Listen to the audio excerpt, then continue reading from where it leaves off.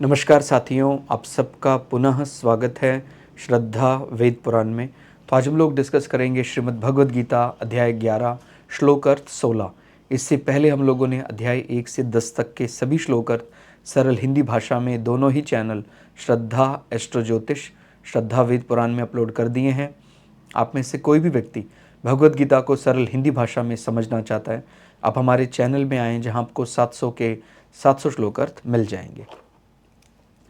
तो 11वें अध्याय का 16वां श्लोक जो है उसमें अर्जुन भगवान के विराट स्वरूप का वर्णन करते हुए कहते हैं, हे संपूर्ण विश्व के स्वामिन, आपको अनेक भुजा, पेट, मुख और नेत्रों से युक्त तथा सब ओर से अनंत रूपों वाला देखता हूँ। हे विश्वरूप, मैं आपके न अंत को देखता हूँ, न मध्य को और न आदि को। यानी बड़ा विस्मय करने वाला रूप अर्जुन अपने शब्दों में बताते हैं कि जब भी हम किसी के बाहुबल की बात करते हैं तो बोलते हैं कि भाई इनको, जैसे बलि हैं तो इनके इतने बाजू हैं। जैसे आपने पढ़ा होगा, जब हम बड़ा बौद्धिक स्तर बोलते हैं तो बोलते हैं दशानन, उनके इतने सर हैं। और ऐसे ही बाणासुर के कहते हैं इतनी 1000 भुजाएं थी, उससे वो लड़ते थे। तो अलग अलग प्रकार के वो सिंबॉलिक रिप्रेजेंटेशन है कि भाई उदर का अर्थ क्या कहा जा सकता है और मस्तक का जो है अर्थ क्या कहा जा सकता है, इतने नेत्र हैं इसका अर्थ, यानी एक सिंबॉलिक रिप्रेजेंटेशन कि भाई जो हर जगह देख सकता है, हर जगह जा सकता है। तो उस प्रकार से यहाँ कह सकते हैं, हे संपूर्ण विश्व के स्वामिन, यानी जो विश्व का स्वामी होगा वो आपके ही जैसे हो सकता है। आपको अनेक भुजाएं, कि भाई अलग अलग, कोई कहता है कि मेरी 10 भुजाएं हैं, 100 भुजाएं, कहते हैं आपकी तो गिनती नहीं है, अनेक भुजाएं आपकी हैं। पेट, उधर एक प्रकार से ग्रहण करने की शक्ति भी, कि आप जैसे बोलते हैं ना उधर जठराग्नि कितनी प्रबल है, या उधर में सब कुछ समा सकता है। ऐसे ही हमारा जो तेज है, हमारा मुखमंडल है, हमारा मस्तिष्क है, उसको यहाँ मुख के रूप में बताया गया है कि कितना हर तरफ देखने वाला आपका मुख जो है वो भी अनंत है। नेत्र, किस प्रकार हम हर जगह नज़र रख सकते हैं, उसकी शक्ति को बताता है यहाँ। तो कहते हैं आपकी तो कोई सीमा ही नहीं है, सब ओर से अनंत रूप वाला देखता हूँ। जितना अर्जुन को समझ में आ रहा है, अर्जुन अपने शब्दों में बताने का प्रयास करे तो कैसा भगवान का वो अद्भुत रूप होगा। हे विश्वरूप, मैं आपके ना अंत को देखता हूँ, ना मध्य को और ना आदि को। मतलब मैं जहां तक देखता जा रहा हूं वो आप ही आप हैं। आप कहां से शुरू हुए, हर रूप का माने कितना ही बड़ा स्वरूप हो, बोलते मेरी जैसे आपकी कितनी हाइट है, आपका कितना आकार कहाँ तक फैला है, कहते कि आपका तो ना शुरुआत कहाँ से हो रही है पता नहीं लग रहा है। नीचे जितना मैं नीचे गहराई में देख रहा हूँ आप ही आप समाहित, ऊंचाई में देख रहा हूँ आप ही आप, चौड़ाई में देख रहा हूँ आप ही आप। तो मैं आपके ना अंत को देखता हूँ, ना मध्य को, ना आदि को। इस प्रकार के श्लोक क्यों जरूरी है? मन में विचार आता है कि भाई ये बार बार तो बोल रहे हैं ना अनंत है, तो अनंत को जानने के लिए ही फिर अनंत को और ज्यादा ओपन करके समझा जाता है। मतलब अब हम कुछ, जैसे मैंने पहले भी कई बार बताया कि अब हम कुछ छोड़ने वाले नहीं है। एक श्लोक के हर शब्द का बहुत अच्छे से मनन करना है, तब जाकर ही कुछ ग्रहण करने लायक होंगे। कहते भाई अब ये कह तो दिया अनंत है, अनेक भुजाएं, अनेक पेट है, अनेक मुख है, बस हो गया। अब आप इसको इतना ज्यादा क्यों एलोबरेट कर रहे हैं और ज्यादा ओपन होकर क्यों इस पे समय दे रहे हैं? क्योंकि पाना अब यहीं से ही है। अब आपको लग रहा है कि कहीं और चमत्कार यहीं से होगा, इसलिए ध्यान रखना है कि अब अपने को हर अक्षर को ब्रह्म मानकर बहुत अच्छे से जानने का प्रयास करना। और कहां से कौन अर्थ अपने को समझ में आ जाए कुछ नहीं कहा जा सकता, क्योंकि जब तक रहस्य उद्घाटन नहीं होता है, रहस्य की जानकारी नहीं होती है, हम हर शब्द को उतना ही, या हर अध्याय को, हर श्लोक को उतनी ही इंपॉर्टेंस देंगे। ठीक हो गया? तो इसीलिए अब कुछ छोड़ने जैसा नहीं है। पहले ही हम भाई जैसे वेद को प्रिसाइज करने का प्रयास किया उपनिषदों में, अब उपनिषदों में भी हमने भगवद गीता को चुना। भाई एक प्रकार से उपनिषद रूप ही माना जाता है कि भाई पूरा महाभारत नहीं पढ़ सकते हैं, चलो जिनको एक प्रकार से उपनिषद का ही प्रकार माना गया, तो गीता तो पूरी करनी है। तो एक जैसे दिखने में श्लोक हैं तो एक को पढ़ लें दूसरा हो जाएगा, नहीं, इसको तो पूरा ही पढ़ना है।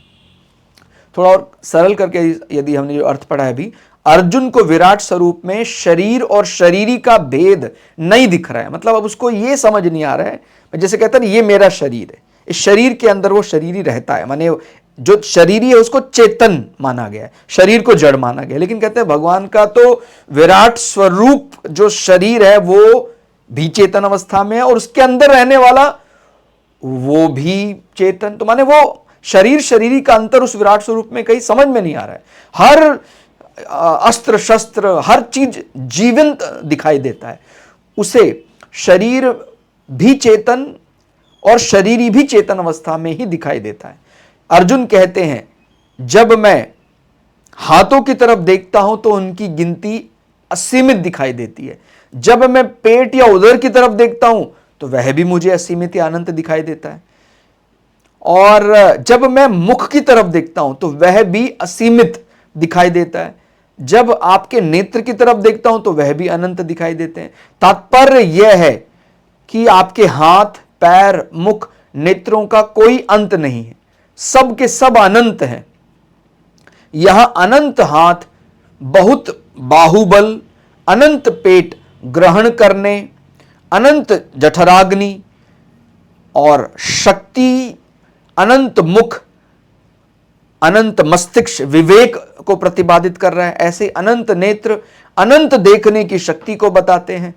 ठीक है, तो ये एक प्रकार सिंबॉलिक रिप्रेजेंटेशन जैसा भी कहा जा सकता है कि इसका क्यों यहां पर रखा गया है ये बात कि भाई इतने ये मुख कहे जा सकते, कहते हैं भाई इनका तो विवेक अनंत, हर जगह हर समय देख रहे हैं कि भाई अगर हम जो बोलते हैं ना भाई परमात्मा वो हर जगह बराबर, तो इस विश्वास को और दृढ़ करने के लिए कि मैं कभी भगवान की आराधना उपासना के लिए गया, किसी कारण से मुझे उस विशेष स्थान पे मैं नहीं जा पाया, पूरा समय नहीं दे पाया, जैसे बोलते हैं ना भाई मंदिर दर्शन करने गए थे हम बहुत, लेकिन किसी कारण से ज़्यादा समय नहीं मिला, नहीं, या हमें अंदर भगवान के दर्शन नहीं हो पाए, जो गर्भगृह था वहाँ नहीं जाने का मौका मिला, तो क्या भगवान हमारी जो हमारा जिसको बोलते हैं हमारी अरदास या हमारे जो उसको जो स्वीकार करेगा या नहीं करेगा, हमारी एंट्री को रिकॉग्नाइज पहचान देगा कि नहीं देगा? कहते हैं भगवान तो हमेशा ही हमारे साथ, वो हर जगह हमें बराबर देख रहा है।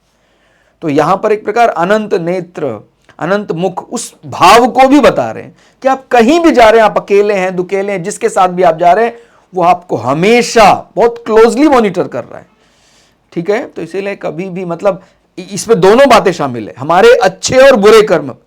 बुरे कर्म भी कहते हैं भाई कई लोग ऐसा विचार करते हैं भाई आज ये वार है तो आज तो ऐसा बुरा खान पीन ठीक नहीं रहता है, कल ठीक है, मतलब उनको ऐसा लगता है कि शायद किसी विशेष दिन भगवान का प्रभाव नहीं होगा।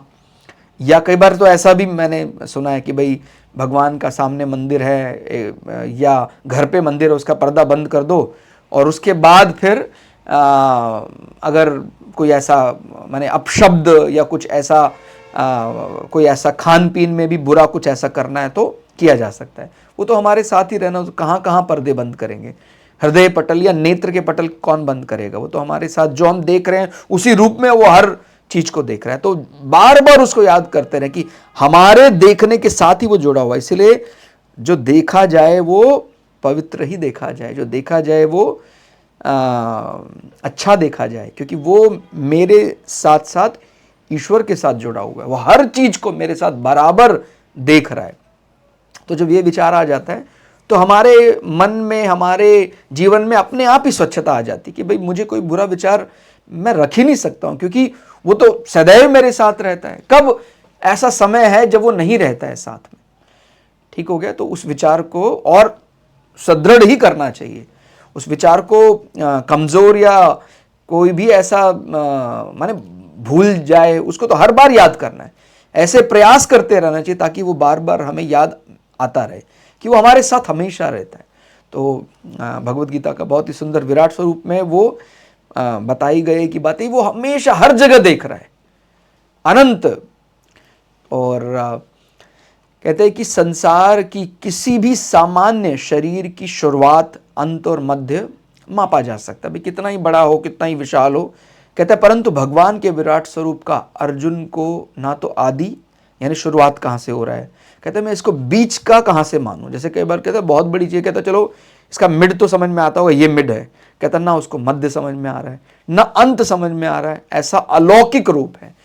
तो उस दिव्यता को समझने का प्रयास करना है, उस अनंत को समझने का प्रयास करना है, और जब हमारा जुड़ाव उस अनंत के साथ हो जाएगा तो हम भी अनंत ही हो जाएंगे। तो इसीलिए इसका प्रयास जारी रखें। वास्तव में लक्ष्य तो देखो वही है, किसी भूल के कारण, किसी गलती के कारण हम अपने आप को सीमित समझ रहे हैं, और सीमित समझने के कारण ही सारी कमियां, बुराइयां, दुख झेलने पड़ रहे हैं।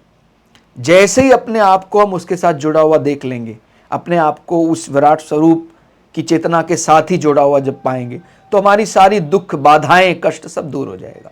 इसलिए हमेशा मतलब कभी कहें भगवान आपके सामने आ जाए तो आपका सबसे बड़ा कहते हमें पता तो होना चाहिए, भगवान या परमपिता या प्रकृति आपसे कहे कि चलो मांगो, क्या मांगना है। कहते प्रभु बस मैं जो वास्तव में हूं मुझे वही रियलाइज करा दे। मैं अनंत था, अनंत हूं, अनंत ही रहूंगा, लेकिन ये जो पर्दा पड़ गया है जिस कारण से मैं अपने आप को सीमित समझने लगा हूं, ये सीमित होने वाला जो भ्रम है इसको दूर कर दे। बस यही मांगने वाली चीज है। और माने मैं आपको इस प्रकार से समझाऊंगा तो कठिन लगेगा कि भाई मेरा परिवार है, मेरे बच्चे हैं, मैं उनके लिए मांगूंगा ना कुछ।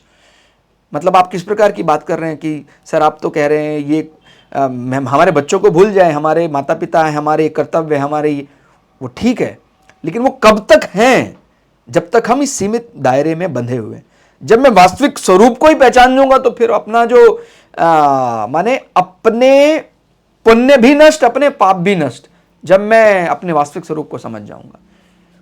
तो ये पता होना चाहिए अपने को वास्तव में मांगना क्या है, अपने को चाहिए क्या। कहते जो मैं वास्तव में हूं प्रभु में, वही मुझे बता दीजिए आप। ये भ्रम को समाप्त करना है। माने मुक्ति को कभी प्राप्त कर लेंगे या हम अनंत हो जाएंगे कभी, ऐसा नहीं है। अनंत शुरू से ही है, अनंत ही रह रहे हैं, लेकिन ये जो जिसको क्या बोलते हैं सूरज है, वो बादल आ गए इसीलिए दिख नहीं रहा है। बस यही करना है कि प्रभु ये जो बादल आ गए इसको हटा दीजिए, मेरा वास्तविक स्वरूप मुझे दिखा दीजिए। तो ये तो पता होना चाहिए ना अपने को मांगना क्या है।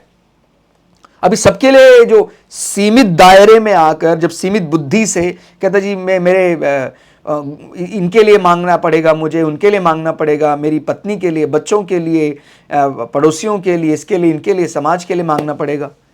और पता लगा जो आप अपने आप को सोच रहे थे, जिसके लिए आप मांग रहे थे, वही आइडेंटिटी में ही कुछ डिफेक्ट है, उसी में ही कुछ लॉस है, उसी में कुछ गड़बड़ है। फिर इसलिए पहले तो यही मांगना है, प्रभु जो मैं हूं वो मुझे बता दो आप मुझे।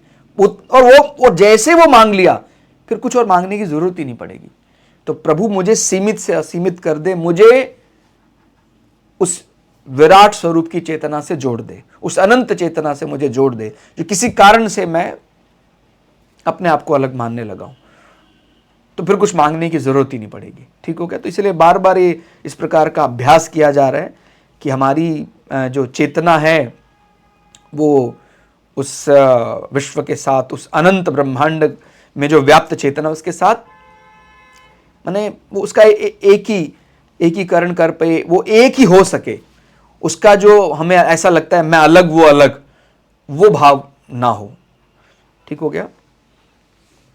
तो आज के श्लोक अर्थ में फिलहाल इतना ही। श्लोक अर्थ आपको कैसा लगा कमेंट करके हमें जरूर बताइएगा। मिलते हैं अगले श्लोक अर्थ में, तब तक के लिए जय श्री भगु पराशरा, जय श्री शुक्राचार्य, नमस्कार।